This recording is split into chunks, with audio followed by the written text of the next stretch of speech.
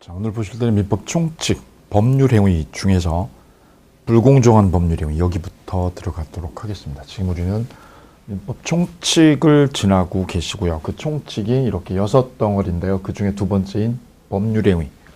이 부분을 지금 만나보고 계십니다. 이 법률행위가 다시 어떻게 틀이 짜여지느냐면 여기가 좀 까다롭습니다. 민법 총칙 전체 중에서 제일 어려운데 그러면 이 부분이에요. 이 부분.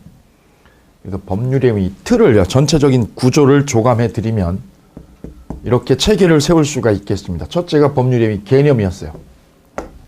의사표시를 요소로 하는 거다. 법률행위는. 어려우면 계약을 법률행위라고 이해하셔도 좋다라고 말씀드렸고요. 요건에는 성립요건과 효력요건이 있다. 이게 분리된다는 거 구별하셔야 된다고 그랬고요. 그 다음에 법률행위 종류에서 단독행위, 계약, 그 다음에 채권행위, 그 다음에 처분행위 이걸 공부를 하셨어요.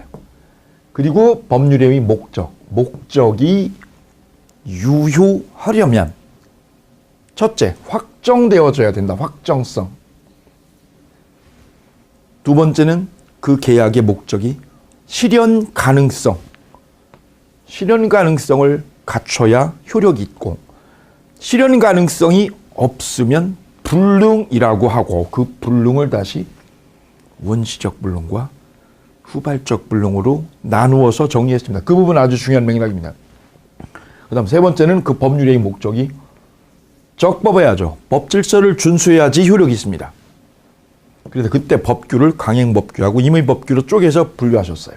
그 다음 타당성이 있어야 됩니다. 그 법률행위 목적이 타당성이 있어야 효력이 있죠. 거기서 우리는 민법 103조를 보셨어요. 103조. 여기가 집중 탁해됩니다. 그래서 여기다가 이렇게 시험 아주 매년 나오는데 이렇게 A뿔로 표시하겠습니다. 매년 나오는데 A뿔.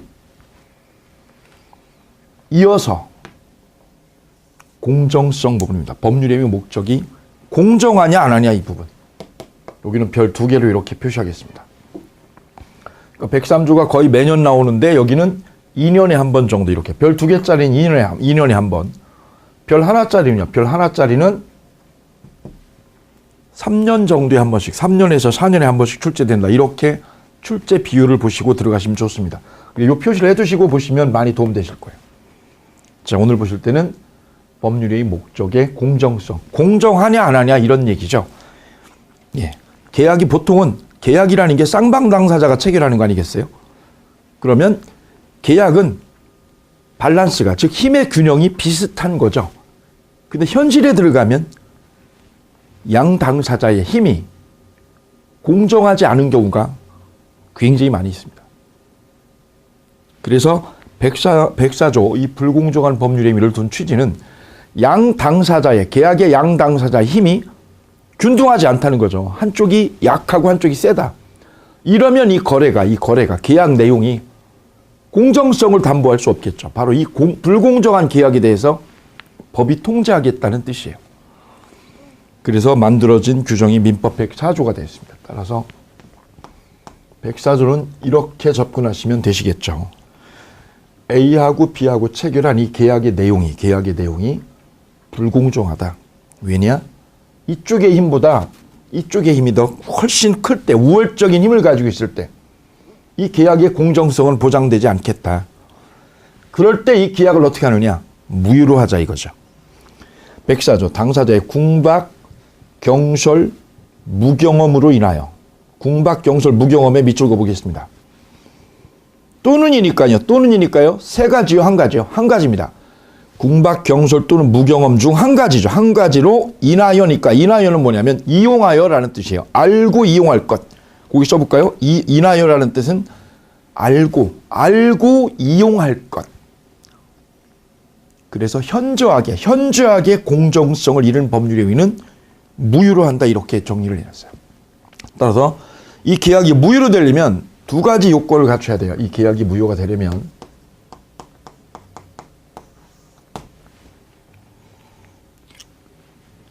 급부, 이쪽에서 A가 준 급부. 예컨대 A가 땅을 팔았다. 땅을. 시가 10억짜리 땅을요. 시가 10억짜리. 10억을 받아야 되는데 절반의 절반인 약 3억 정도의 거래가 이루어졌다. 이렇게 계약이 이루어졌다면 이 계약은 준 거에 비해서 상대방한테 받은 게 터무니없이 헐값이죠. 이럴 때 이 계약이 문제가 되는데 여기서 중요한 거는 이것만으로 급부, 갑이 준 급부, 그리고 상대방한테서 받은 3억. 3억은 반대급부라고 그러죠. 급부하고 이걸 주고 받은 거, 얻은 거, 줘가지고 얻은 거를 반대급부라고 한다면 이 반대급부가 터무니없이 뭐 할 때요? 불균형하다. 현저히 불균형하면 이쪽이 폭리를 취득했구나 이거죠. 이러면 계약이 무효가 되는 거예요. 그게 아니라는 거죠. 이것만으로 무효가 되지 않아요. 이게 불균형했다고 해서 무효로 되는 게 아니라 나아가서 뭐가 필요하냐면 이 피해자죠. 이 피해자의 궁박, 경솔, 무경험,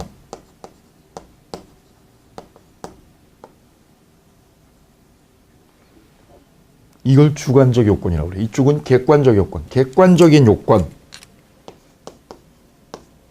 급부하고 반대급부가 터무니없이 불균형하다. 힘의 밸런스가 깨졌다.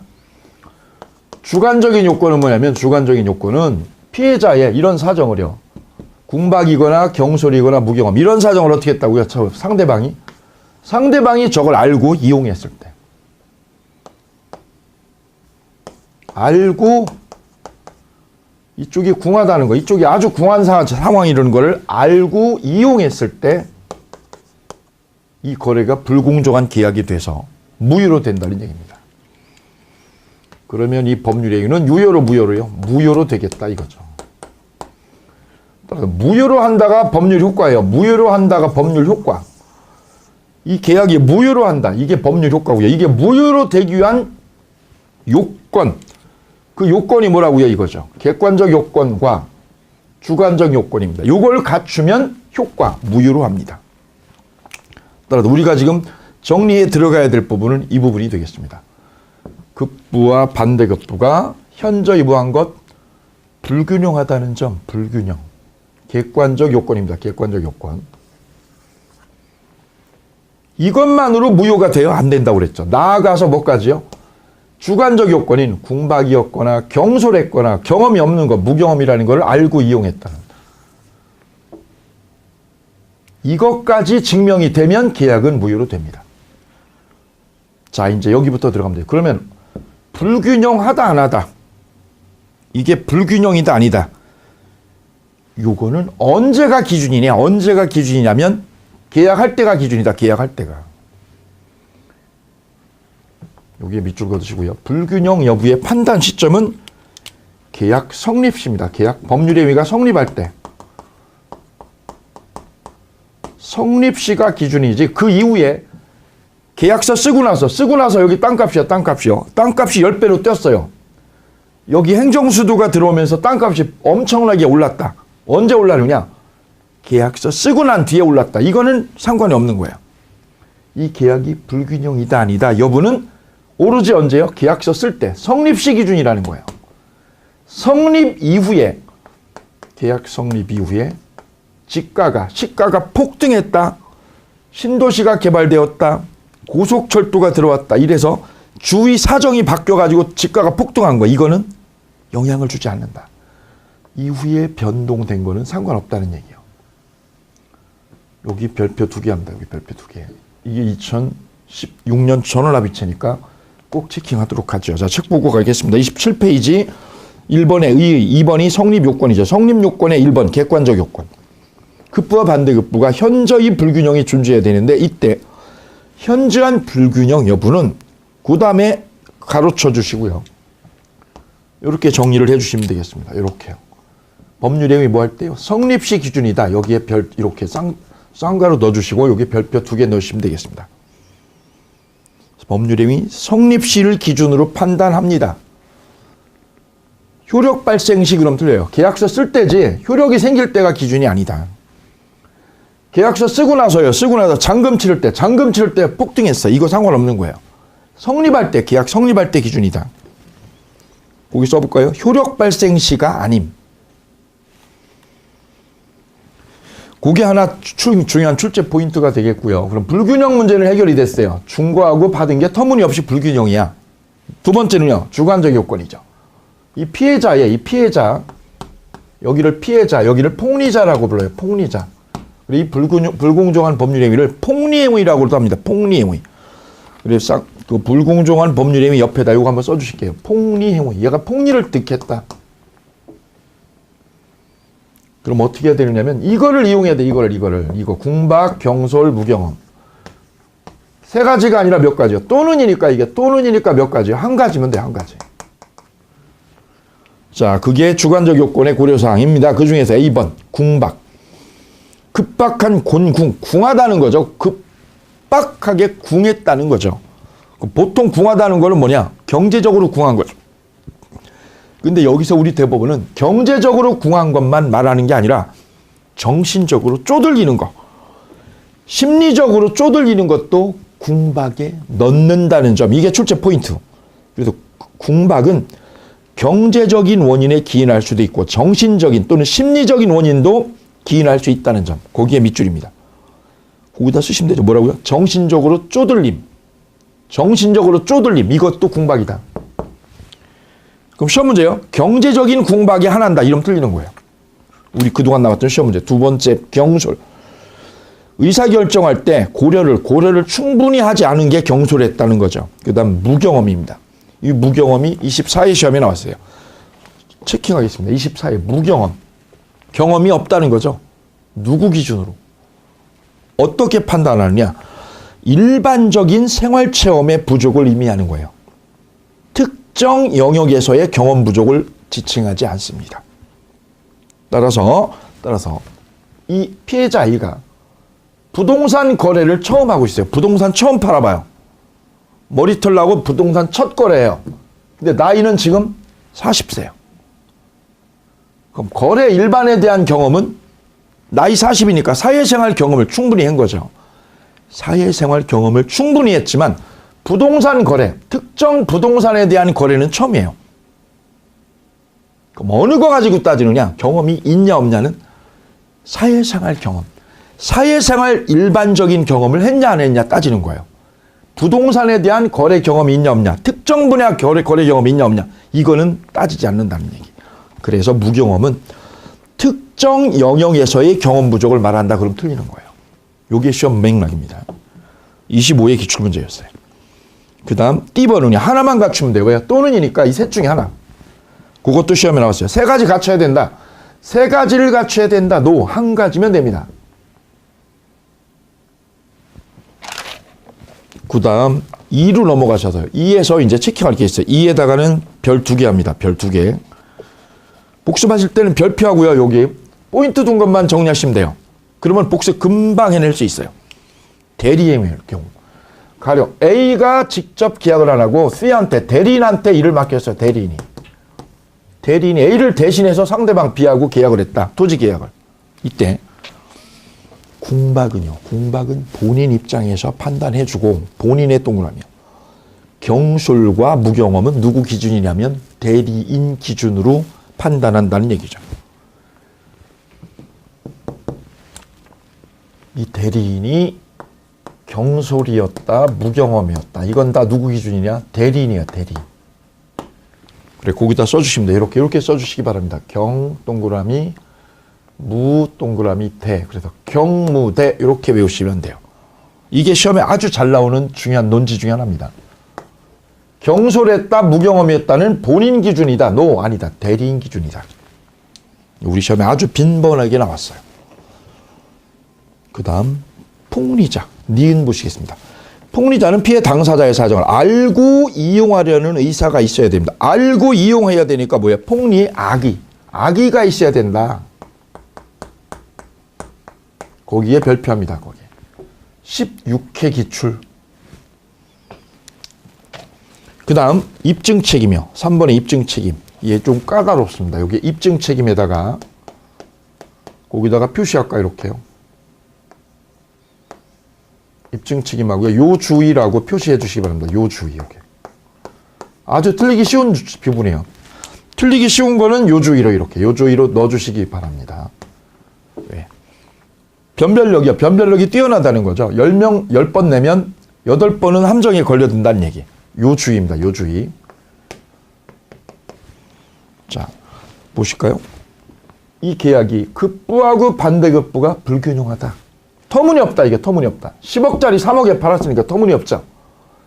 터무니없이 불균형하면 피해자 A가 궁박이었다. 무경험이었다. 이게 추정이 되냐 이거죠. 추정이 되냐고. 불균형하기만 하면 이분이 궁박이었다는 거, 무경험이었다는 거, 궁박 또는 무경험이었다는 것이 뭐하냐고? 추정이 되냐고요. 추정이. 이게 바로 입증 문제입니다. 입증 문제. 여기서 고려사항은 이거예요. 추정이 된다면, 이게 추정된다면 어떻게 이해하셔도 되느냐면, 환원하면 불균형하기만 하면 이게 이 거래가 터무니없이 불균형이었다. 그러면 궁박이라는 게 추정이 된다는 얘기는 뭐냐면 피해자 A는 이것만 급부와 반대급부가 현저히 터무니없이 불균형하다. 이것만 입증하면 끝난다는 얘기죠. 그럼 피해자 A는 뭐만 입증하면 돼요? 현저한 불균형만 입증한다. 현저한 뭐만? 불균형만. 이것만 입증해라. 이것만. 왜 이것만 입증해요? 추정된다는 얘기는 이렇게 되는 거예요. 추정된다는 거는 이것까지도 먹힌다는 거죠. 이거 입증하면 이것까지 먹힌다는 거죠. 이 추정이 되니까. 반대로 추정 안 된다는 얘기는 추정이 안 되면, 이게 추정이 안 되면 어떻게 해야 돼? A가 이 계약을 무효로 돌리려면 불균형 플러스 이거 플러스 뭐까지요? 이것까지요. 궁박이었거나 내가 무경험이었다는 것까지 어떻게 해야 돼요? 입증해야 된다. 소송에서. 궁박이나 무경험까지 어떻게 하라? 입증해라. 네가 입증을 해라. 일일이.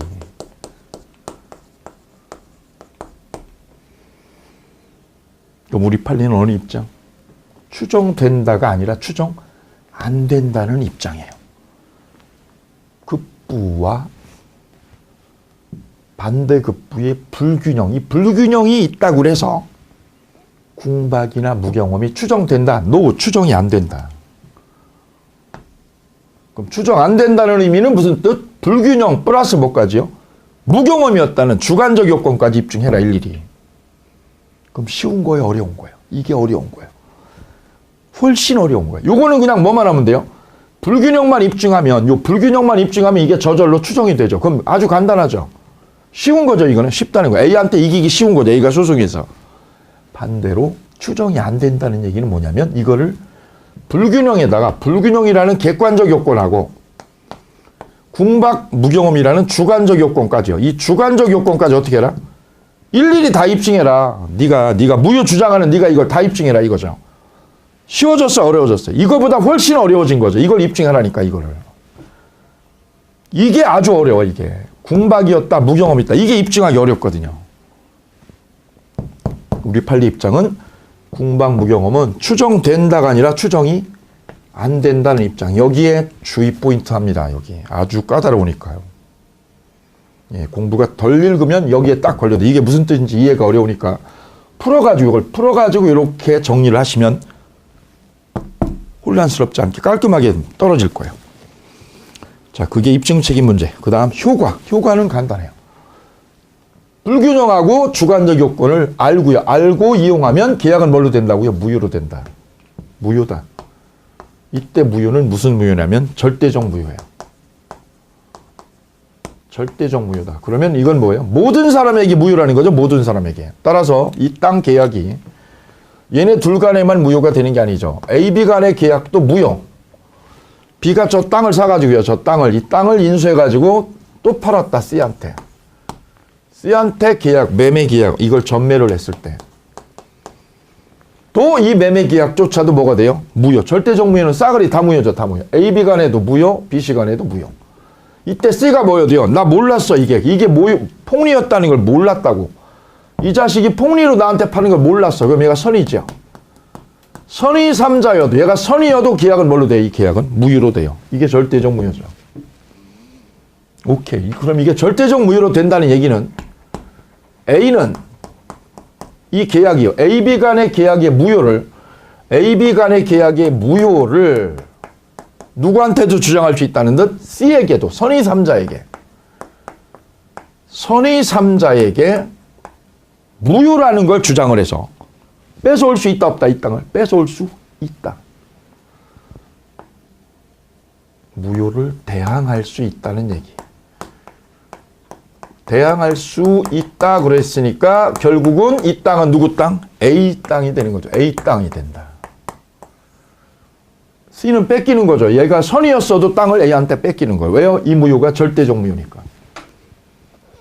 오케이. 그래서 절대적 무효의 결론은 A가 이깁니까? C가 이깁니까? 그러면 누가요? A가 소송에서 이기는 거예요. C가 선이어도 지는 거예요. 그럼 C는 누구한테요? B한테. B한테 땅값 달라고. 얘한테 땅값 달라고 손해배상 청구하는 거죠. 땅은 누구한테 뺏기고? A한테 뺏기고. 오케이. 이게 절대적 무효. 두 번째 절대적 무효는 A가 이 계약을 추인한다. 추인한다는 의사표시를 수백 번 해도 이 계약은 무효예요. 추인을 해도. 추인해도 효력이 없습니다. 유효가 안 돼요. 절대적 무효는 추인이 안 됩니다. 추인이.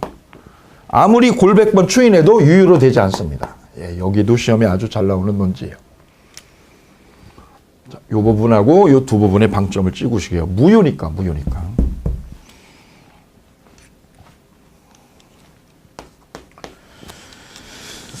그 다음에 두 번째 니은이요. 니은. 효과의 니은에 보시면 이미 이행된 경우 불법 원인 급여가 적용이 됩니다. 불법 원인 급여가. 이 계약은 불법 원인이 누구한테 있느냐?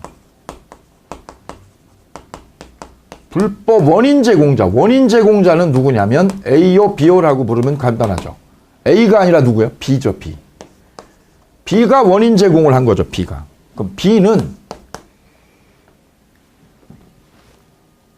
이 땅을 살려고 3억을요. 3억의 돈을 들이고 이 땅을 가져왔어요. 땅을 매매로 가져왔죠. 이때 계약이 무효로 되면, 무효로 소송에서 입증되면 B는 땅을 뺏기죠. A한테 뺏기죠. 뺏기면 이때 B가 줬던 3억, B가 A한테 줬던 돈을 돌려달라고 할 수 있느냐? 못합니다. B는 자기가 줬던 3억, 이 3억의 돈을 돌려달라고요. 돌려달라고. 반환 청구를 할 수가 없습니다. 왜요? 자기가 불법 원인을 제공했으니까. B가 누구요? 폭리자죠. 폭리자. 그래서 폭리자는 자기가 불법 원인을 제공한 사람이기 때문에 자기가 저 땅을 살려고 줬던 3억을 소송으로도 뺏어올 수가 없어요. A는 땅을 뺏어올 수 있지만 B는 줬던 3억을 못 돌려받는다는 거죠. 바로 불법 원인이 누구한테요? 폭리자에게 있기 때문에 그렇습니다. 폭리자만 반환 청구를 못합니다. 그럼 피해자는요? 피해자 A는 땅을 B한테 팔아넘겼던 땅을 반환 청구할 수 있습니까? 근데 얘 B는 찾아와요. A는 찾아와요. B가 못 찾아오는 거예요. 그래서 결국은 잘 보시면, 이걸 잘 보시면 맨 처음에는 얘가 폭리를 얻었어요. 왜? 10억짜리 땅을, 시가 10억짜리를 3억에 먹었으니까 폭리 얻었죠. 근데 이게 소송으로 가서 A가 이게 폭리였다, 이 계약이 폭리였다는 게 입증되는 순간 이거 반전이 돼요. A는 땅 찾아오고 뭐까지요? 돈까지 A가 먹어요. B는 땅 뺏기고 돈도 못 찾아오고. 그래서 결국 B가 까이는 거예요. 이게 결론입니다. 불법 원인을 제공한 B는 이걸 못 찾아오기 때문에 결국은 누가 까이는 거예요? B가, 폭리자가 까이는 거죠. 그래서 제가 103조의 마지막이요. 103조를 둔 마지막 결론이 뭐라고요? 착하게 살자는 거였어요. 얘도 마찬가지죠. 104조도 마찬가지죠. 이렇게 불공정한 거래를 조장하지 말아라. 네 우월적인 힘을 가지고 불공정 거래를 조정하지 말아라. 이걸 조장하면, 불공정 거래를 조장하면 뭐라고요? 그 거래를 통해서 얻었던 걸 다 뺏기고 자기가 줬던 돈도 못 찾아오고. 그래서 103조하고 104조는 같은 맥락 안에 들어있어요. 그래서 혹자는 이런 표현을 합니다. 104조는 103조의 예시 규정이다. 하나의 예시다. 반사회적 법률에 의해 예시 규정이다. 이런 표현을 하기도 합니다. 그래서 104조의 마지막 결론은 무효이고요. 불법원인 제공자가 폭리자죠. 폭리자는 반환 청구를 못해요. 결국은 까인다는 거죠. 폭리자가 까이는 거예요. 이게 104조의 결론입니다. 그 다음 우측에 29페이지에 2번 절대적 무효 설명드렸습니다. 이거는 절대적 무효이기 때문에 C가 선이어도 얘가 까입니다. C가 선이어도 까여요. A가 이겨요. 선의 3자 C에게 대항할 수 있습니다. 누가요? A가 C에게 뺏어올 수 있어요. 그 다음 3번의 기억, 추인이요. 무효행위의 추인. 불공정한 법률행위는 확정적 무효이고 그 무효 사유가 치유될 수가 없어요. 그래서 무효행위 추인에 의해서 새로운 법률행위의 효력, 새로운 법률행위의 효력은 뭐야? 유효로 될 수가 없다는 거죠. 추인을 해도 유효로 되지 않습니다. 시험 아주 잘 나옵니다. 그 다음 니은 거기에 요주의 표시하겠습니다. 니은의 요주의. 무효행위의 전환. 무효행위의 전환이 되느냐 안 되느냐 인원인데요. 불공정한 법률행위는 추인을 해도 아무리 추후에 승인을 해도 효력이 없어요. 그런데 불공정한 법률행위는 무효행위이지만 이 무효행위를 전환할 수 있다는 얘기야. 전환해가지고 유효로 할 수는 있다. 이 논의는 나중에 보도록 하겠습니다. 이거 주의 표시합니다. 이렇게 주의 표시. 거기다 써주세요. 요 주의 이렇게 써주세요. 시험에 잘 나오는 것들이에요. 요즘 뜨는 거야. 요 추인하고 요 전환 문제. 그 다음에 동그라미 4번에요. 불공정한 법률행위에 관한 부재소합이 나와 있어요. 부재소합의가 뭐냐? 부재소가 뭘까요? 소송을 제기하지 않겠다는 거. 민형사상 소송을 제기하지 않겠다. 라고 하는 합의, 그 합의도 무효라는 얘기입니다. 무슨 뜻이냐면 이렇게 땅 계약을 하면서 B가 머리를 쓴 거죠. 뭐라고요? 얘가 나중에 소송 걸을까봐 탈이 생기니까 소송을 걸지 말자. 나중에 소송 걸지 않겠다. 이 거래 끝나고 나서 소송 걸지 않겠다. 여기다가 도장 찍어라. 이게 부재소합이죠. 그래서 얘가 잠금장치를 걸은 거죠. 뭐라고요? 너 소송하지 않겠다고 여기다 각서에다 도장 찍어. 그래 도장을 받았죠. 받았어도 이 계약이 불공정 계약이면 그 계약서 안에 껴있는 부재소 합의도 똑같이 무효다. 왜? 부재소 합의가 계약서 안에 들어있는 거니까 이 계약서가 무효로 되는 순간 이 계약서 안에 껴있는 뭐까지요? 부재소 합의도.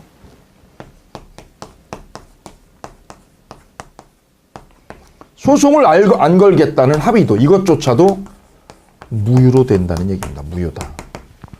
그럼 이게 무효라는 말은 무슨 뜻일까요? 얘가 각서를 얘한테 받았죠. 소송 안 건다고 각서 받았어도 그게 무효니까. 그 종이 쪼가리가 무효니까 A는 뭐 할 수 있어요? 소송을 해가지고 뺏어올 수 있는 거예요. 오케이. 이렇게 해서 효과 부분, 이쪽이 효과 부분, 이쪽이 요건 부분 이렇게 두 덩어리로 나누어서 정리를 하시면 깔끔하게 마무리가 되겠습니다. 여기가 한 문제짜리예요. 요건 부분, 객관적 요건과 주관적 요건 나누시고 궁박, 경솔, 무경험 중에 몇 가지, 한 가지로 족합니다. 단 그걸 알고 이용해야 된다는 거죠. 이때 대리인이 껴있을 때, 여기 대리인이 껴있을 때는 표준이 틀려요. 경솔, 무경험은 누구요? 대리인이다. 그래서 경무대 사건으로 기억하시면 절대 놓치지 않습니다. 그 다음 입증 문제가 요주의사항이죠. 여기서 요주의사항이 두 개 있어요. 요주의사항이. 여기 요주의 문제. 궁박. 즉 불균형하기만 하면 궁박이나 무경험이 추정된다고요? 추정이 안 됩니다. 안 되니까 어떻게 해야 돼? 이것까지 입증을 네가 해봐. 네가 이거 입증을 해봐. 이게 어렵다는 거죠. 아주 어렵습니다. 이걸 입증하면 그럼 계약은 뭘로 돼요? 무효. 절대적 무효죠. 그리고 불법원인 급여가 적용돼서 폭리자는 까입니다. 까요. 그리고 무효행위 전환. 전환을 우리 판례를 인정한다. 요거 요주의예요. 나중에 설명을 따로 드릴게요. 심화학습 단계에서. 그 다음 부재소. 소송 안 걸기로 합의를 받아도 그 합의는 무효다. 이렇게 정리하시면 되겠습니다. 남아있는 게 이제 5번의 적용 범위 문제인데요. 적용 범위에 1번 볼까요? 증여계약과 같은 무상행위에는 적용되지 않는다. 왜냐? 이 폭리행위는 급부와 피해자가 준 급부와 상대방이 준 반대급부, 즉 급부하고 반대급부가 서로 존재하고 있어야 되거든요. 근데 이게 어떻게 된 거예요? 터무니없이 불균형하다는 얘기죠. 근데 증여는 이쪽에서 주기만 한 거지 이쪽에서 받은 게 없잖아요. 상대방한테 반대급부로 취한 게 없어. 취해서 받은 게. 그래서 증여는 폭리, 불균형을 얘기할 수 없잖아요. 그렇기 때문에 증여계약과 같이 아무런 대가 관계없이 상대방에게 일방적으로 급부를 하는 법률행위, 무상행위죠. 무상행위. 거기 써볼까요? 무상행위는 불공정행위가 성립할 수 없다. 이게 불공정행위로 무효가 될 수 없다 이거죠. 어디에서요? 증여에서는. 그럼 증여에는 이게 적용된다 안 된다 이게? 적용 안 된다 이거. 왜? 주기만 했죠. 주기만 했지 얘한테도 얻은 게 없잖아요. 폭리가 성립하지 않는다. 오케이. 두 번째 경매. 이 증여 시험 아주 잘 나와요. 증여 거기 별 2개 합니다. 증여. 최근에도 계속 정답으로 나왔어요. 23회에도 정답, 24회에도 정답, 26회에도. 다음 두 번째 경매. 경매에 있어서는 불공정한 법률행위에 관한 104조가 적용될 여지가 없습니다. 왜 그럴까요? 이거는 자발적으로 계약을 해야 되거든요. 근데 이게 계약이 아니라 뭘요? 경매로. 이 땅을 경매로 얘가 싸게 샀다. 10억짜리 땅이 유찰이 되고 유찰이 되면 값이 떨어지죠. 그래서 B가 낙찰받았다.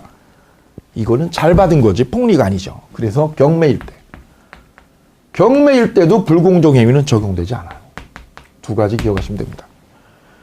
근데 우리 판례는 단독행위, 3번의 단독행위는 적용된다는 거예요. 적용된다고 보는 입장. 이게 조심할 거 요 1, 2번입니다. 1, 2번. 증여에 적용된다고 안 되고요. 경매도 적용이 안 돼요. 왜요?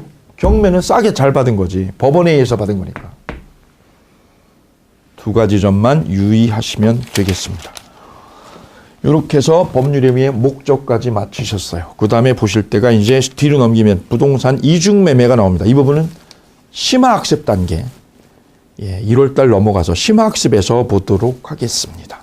그때 집중적으로요. 내용 파고 들어가서 보도록 하죠. 왜냐하면 이중매매는 물권법이나 계약법 논의가 좀 자리가 잡혀야 여기가 전체적으로 마무리가 될 수 있기 때문에 그때 하는 것이 순서상 맞겠습니다. 그때 보도록 하고요. 이제 법률행위의 마지막 주제인 해석입니다. 법률행위 해석. 자, 법률행위 해석이라는 것은 의사표시가 애매할 때 그게 무엇을 의미하느냐 그걸 객관적으로 끌어내주는 게 법률행위 해석입니다. 그래서 해석을 한다라는 얘기는 뭐냐면 의사표시가 불분명하다는 거죠. 의사표시가 명백하다, 명명백백하다. 그러면 해석할 게 없어요. 근데 의사표시가 애매할 때. 이게 뭘 의미하는지를 밝혀내는 게 해석입니다. 애매한 걸 어떻게 하게요? 명백하게 밝혀주는 작업. 이 작업을 법률행위 해석 작업이라고 그래요. 해석 작업. 예를 들면 오프라인에 제가 강의를 갔더니 이런 질문을 하시는 분이 계셨어요. 실제 수험생 중에. 원룸 계약을 했는데요. 월 28만 원, 보증금 3천에 월 28만 원 이렇게 쓰려고요. 계약서에 쓰려고 주인이 생각을 한 거죠. 주인 생각, 여기는 세입자. 근데 이렇게 쓰려고 생각을 했는데 표시를 어떻게 했냐면 만자를 빼먹었어요. 만자를. 월 28 원자만 썼어요. 원자만 여기다가. 만자를 빼먹어버리고. 이분의 의사, 주인의 의사는 이거였어요. 의사는. 근데 밖으로 표시한 건 이렇게 표시가 됐네요. 주인의 의사는 이거예요. 28만 원을 월세로 받겠다는 건데 밖으로 표시된 계약서에 써놓은 거, 표시된 거는 28원이죠. 그러면 어떻게 받아들여야 되느냐? 어떻게 해석해야 되느냐? 이게 법률행위 해석 문제. 자, 그 해석 대상부터 보도록 하죠. 33페이지에 쌍괄호 2번 법률행위 해석 대상. 의사표시. 이걸 해석할 때는 그러면 의사에 방점을 두느냐, 표시에 중점을 두느냐 이거거든요. 우리 대법원은 어느 입장이냐. 판례 보시죠. 판례 보시면 색깔 넣어가지고 표시를 따로 해두셨어요. 법률행위 해석할 때는 당사자의 내심적 의사에 관계없고요. 그 서면, 계약서 서면의 기재 내용에 의하여 당사자가 표시 행위에 부여한 객관적 의미, 그 의미를 해석해 주는 게 법률행위 해석이다. 따라서 해석의 대상은, 법률행위 해석의 대상은 의사요, 표시요. 표시다, 표시. 표시 행위에 동그라미 하시면 되겠습니다. 표시 행위, 이걸 밝혀주는 게 해석이다. 표시한 게 무슨 뜻이냐고. 오케이. 그러면 구체적으로 해석 방법에 뭐가 있느냐? 해석 방법에 표의자, 의사표시한 표의자 입장에서 해석하는 게 있고요. 그럼 표의자는 뭐대로? 아, 이거 표시된 거 따지지 말고 내 의사대로 해줘. 내 의사대로. 이게 내 진짜 의사야. 내 진짜 의사. 진의대로 해줘. 진의대로. 이걸 내심적 의사라고 그래요. 내심적 의사. 왜? 내가 내 마음속에 진짜 가지고 있던 의사는 이거였다고. 그럼 이 해석을 할 때 표의자한테 물어보라고 그러면 이거대로 해달라고 그러죠. 내심적 의사대로. 반대로 상대방한테요. 상대방을 기준으로 놓으면 상대방은 뭐라고 그럴 거야? 여보쇼. 내가 저 마음속에 있는 표의자 A의 저 주인의 속마음을 내가 어떻게 읽어? 마음속에 있는 걸 내가 어떻게 읽어? 내가 신도 아니고. 그럼 나는, 상대방인 나는 저 내심의 의사는 꿰뚫을 수가 없으니까 뭐대로? 표시된 거를 이걸로 받아들일 수밖에 없지. 요거를 뭐라고 그래요? 표시상의 의사. 그래서 법률행위 해석 방법에는 크게 두 가지로 접근이 가능한 거예요. 표의자 시각이냐, 상대편 시각이냐. 그럼 표의자 시각에서는 뭐대로 해달라고? 내심적 의사. 이거대로 해달라고 요구하겠죠, 요거. 요 부분에 별표합니다. 내심적 의사대로. 거꾸로 누구요? 상대방은 뭐대로? 표시상의 의사대로. 이대로 해줘. 28원이라고. 왜? 표시를 이렇게 했잖아, 표시를. 그럼 표시를 이렇게 했다는 거는, 표시를 28원이라고 했다는 거는 B, 상대방 입장에서 보면은 주인이 나한테 세를 놓으려고 하는 의사가 얼마냐? 28원이라고 추정이 되는 거지, 추정. 그죠? 그럼 28원은 어디로부터? 표시로부터.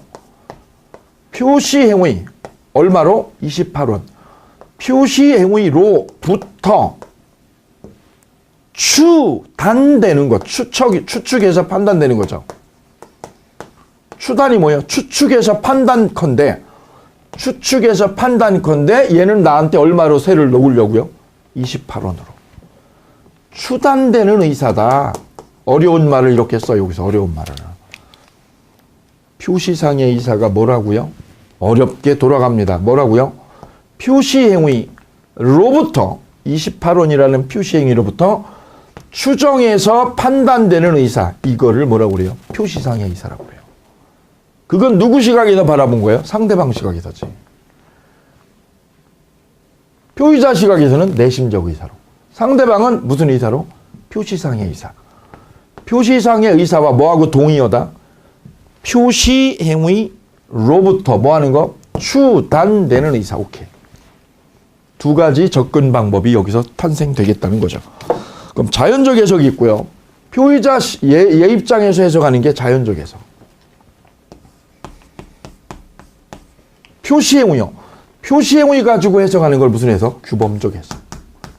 그래서 법률행위 해석에는 표의자 시각이냐 상대방 시각이냐 이 두 가지 방법에 의해서 해석 방법이 도출되겠습니다. 표의자는 당연히 뭐대로? 내 진짜 의사대로 해줘. 상대방은 뭐대로? 표시행위 가지고 해줘. 두 가지 해석 방법이 그래 도출이 되었어요. 그 뒤로 넘어가시게 되면 34페이지의 중간에 심화학습에 오표시 무의 원칙이라는 게 나와 있죠. 거기다가 A+ 표시합니다. 오표시 무의 원칙에다가 A+. 시험 잘 나온다는 거죠. 거의 매년 나온다는 얘기입니다. 27회 시험에도 나왔고요. 25회에도 23회에도 계속 나왔어요. 여기 별표하시고 이 부분은 심화학습에서 별도로 심도 있게 논의를 해드리도록 하겠습니다. 그 다음에 35페이지 보면 규범적 해석 논의가 나와 있죠. 규범적 해석. 자, 규범적 해석은 표의자의 속마음을 가지고 판단하는 게 아니에요. 왜요? 이건 몰라요, 상대방이. 이걸 어떻게 꿰뚫어요? 뭐대로? 표시대로. 표시된 거 가지고 받아들이는 게 규범적 해석이죠. 자, 그래서 그 판례에 나와 있는 내용 보도록 합니다. 그 판례 내용에, 판례가 보면 거기에 4개가 쫙 나와 있죠. 그 4개 중에 4개를 한번 읽어보시면 되는데, 거기에 두 번째 거 보겠습니다. 두 번째 판례 보시면 최대한 노력하겠다라고 돼 있죠. 나머지 읽어보시면 돼요. 최대한이라는 게 뭐냐? 이런 뜻이에요.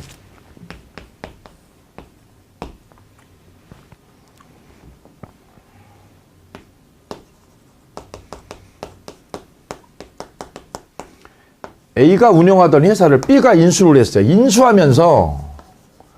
회사를 B가 인수하면서 전 회사 사장님이 인수하는 이분한테 뭐라고 요구했냐면, 우리 직원들, 나하고 동고동락을 했던 이 직원들의 고용을 보장해달라. 고용 보장하는 거를 여기다 합의해달라고 그랬어요. B한테. 나는 비록 회사를 떠나지만 이 직원들 고용된 거, 이것까지는 보장해달라. 직원들 자르지 말고 보장해달라. 그때 B가 뭐라고 했냐면, 여기다가 좋다, 보장하는데 반드시 보장한다. 내가 고용승계를 내가 반드시 뭐한다? 보장한다. 이렇게 써줬다면 고용을 반드시 승계해줘야 될 법적 의무가 탄생한 거죠. 근데 이렇게 하지 않고 어떻게 했냐면, B가 머리를 좀 굴려가지고 최대한 노력한다. 이렇게 계약서에다가 이걸 넣었어요. 고용승계에 대해서 이렇게만 하겠다. 최대한 노력한다. 그럼 요 말의 의미가 뭐냐 이거죠. 최대한 노력한다는 뜻이 최대한이라는 뜻은 무슨 뜻이냐? 법적으로. 반드시 한다는 뜻이 아니라죠. 반드시 한다는 건 이거죠, 이거. 그럼 이렇게 반드시 보장한다라고 그러면 고용승계를 해줘야 될 법적 의무가 여기에 생긴 거죠. 이거는 법적 의무가 생긴 거죠. 고용승계 해달라. 해줘, 법적으로. 법적 의무가 생기는 데 비해서 이거는요, 최대한이라는 뜻은 여건이 되면 하고, 여건이 안 되면 말고. 그래서 이거는 법적 의무가 없다. 여건이 될 때만 하고 여건이 안 되면 관둬도 되는 거죠. 그러면 이 B는 직원들을 해고해서 잘라도 되겠다, 이런 얘기죠. 그게 이 판례의 핵심 취지. 자, 그럼 보시겠습니다. 어떤 의무를 부담하는 내용의 기재가 있는 문면에 최대한 노력하겠습니다라고 기재되어 있을 때 특별한 사정이 없는 한 당사자가 위와 같은 문구를 기재한 객관적 의미는 문헌 자체로 볼 때 그러한 의무를 법적으로 부담할 수 없다. 거기에 따옴표 찍으면 됩니다. 법적으로 부담해요, 안 해요? 안 해요. 다만 회사 사정이 허락하는 한 그 이행을 하겠다는 취지로 해석감이 상당하다. 그래서 아니면 말고 잘라도 된다는 거죠. 따라서 법적 의무가 있다 없다? 없다는 얘기. 이렇게 정리하시면 되겠습니다. 그 다음 밑에 판례 총완결이라고 써졌죠. 총완결. 이것도 시험에 종종 나오는 거니까요. 한번 읽어주시면 되겠습니다. 그 다음에 뒤로 넘어가시면 해석 기준이 나왔어요. 법률행위 해석을 할 때 마구잡이로 하는 게 아니라 일정한 기준이 있어요. 기준. 그 해석 기준이 첫 번째가요. 해석 기준 옆에다 써주실까요? 목적. 목적이 첫 번째고요. 두 번째가요. 사실인 관습이 두 번째예요. 사실인 관습.